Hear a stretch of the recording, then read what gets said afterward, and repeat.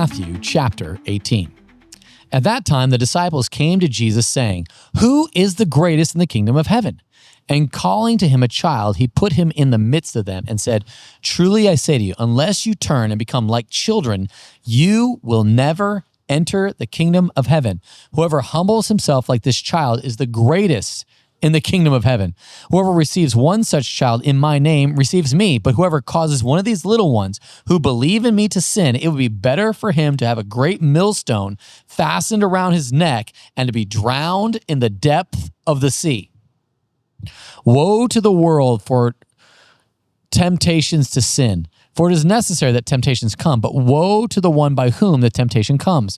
And if your hand or your foot causes you to sin, cut it off and throw it away.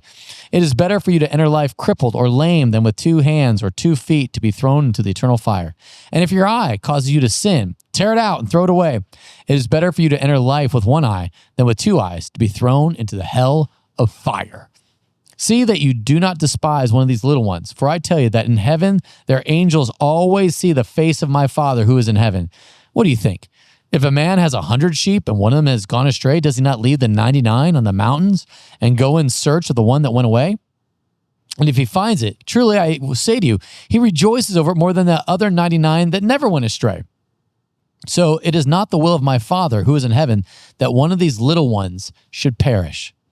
If your brother sins against you, go and tell him his fault between you and him alone. If he listens to you, you have gained your brother. But if he does not listen, take 1 or 2 others along with you, that every charge may be established by the evidence of 2 or 3 witnesses. If he refuses to listen to them, tell it to the church. And if he refuses to listen even to the church, let him be to you as a Gentile and a tax collector. Truly I say to you, whatever you bind on earth shall be bound in heaven, and whatever you loose on earth shall be loosed in heaven.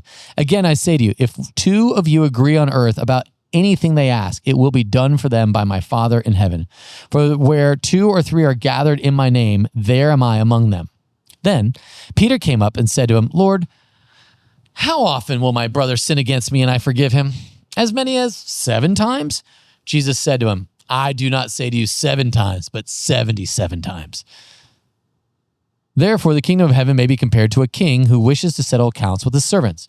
When he began to settle, one was brought to him who owed him 10,000 talents. And since he could not pay, his master ordered him to be sold with his wife and children and all that he had, and payment to be made. So the servant fell on his knees, imploring him, 'Have patience with me, and I will pay you everything.' And out of pity for him, the master of that servant released him and forgave him the debt.